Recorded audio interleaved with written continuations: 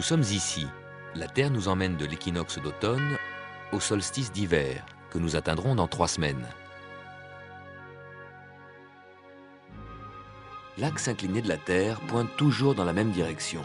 Et la moitié nord de la Terre se détourne de plus en plus du Soleil.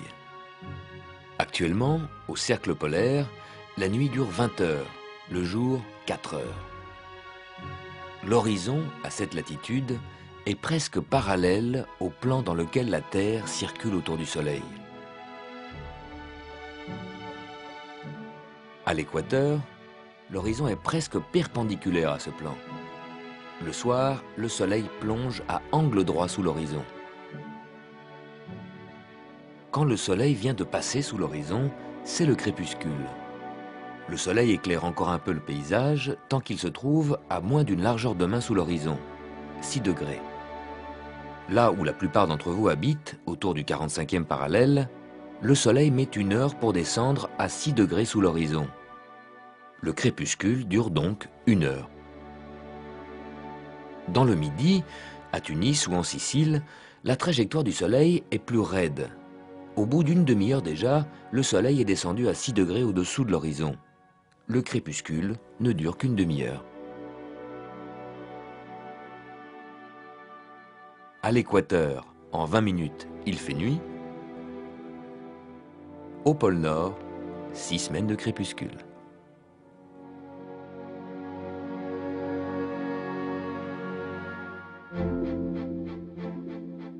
Vous pouvez voir la progression de la Terre sur son orbite en prenant les étoiles comme repère. Elles glissent d'un soir à l'autre 1 degré vers la droite. En 365 jours, 360 degrés. Un tour complet. C'est en fait la Terre qui circule autour du Soleil. Et nous voyons tous les soirs les mêmes étoiles un peu plus tôt. 4 minutes plus tôt. En un mois, ça fait 2 heures. Cette semaine, vers 22 heures, c'est la constellation Orion qui se lève à l'horizon. Les étoiles que vous voyez ce soir à 22 heures, vous les retrouverez dans un mois, en décembre, 2 heures plus tôt, à 20 heures. Et en janvier, vous verrez les étoiles exactement à la même place, encore 2 heures plus tôt, à 18 heures.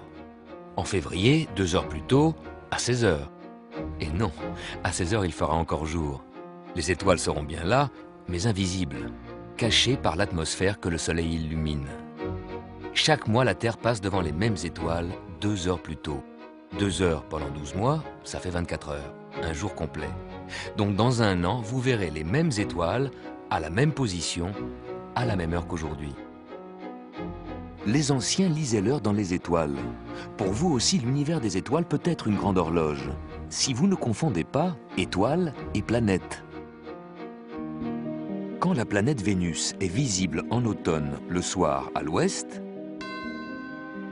vous verrez le matin un astre brillant au même endroit du ciel où vous avez vu Vénus la veille au soir. C'est Sirius. On confond souvent Sirius et Vénus, car ces 2 astres, très brillants, apparaissent parfois au même endroit. Ils appartiennent pourtant à des mondes totalement différents. Sirius est une étoile. Elle est très très loin de nous. Sa lumière met 9 ans pour nous parvenir.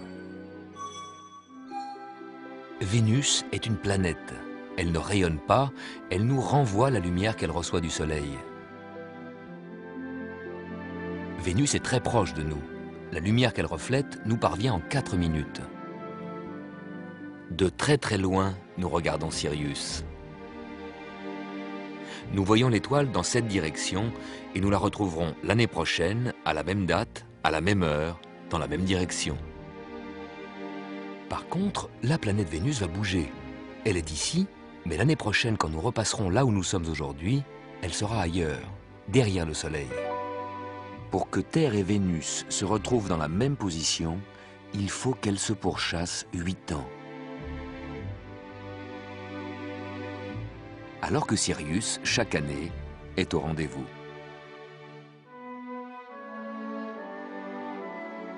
Est-ce qu'un jour, la planète Vénus va passer devant l'étoile Sirius?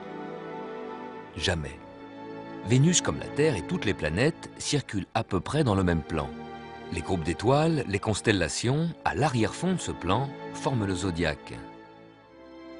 L'étoile Sirius fait partie de la constellation du Grand Chien, qui est plus bas dans le ciel que le zodiaque, en dessous des Gémeaux.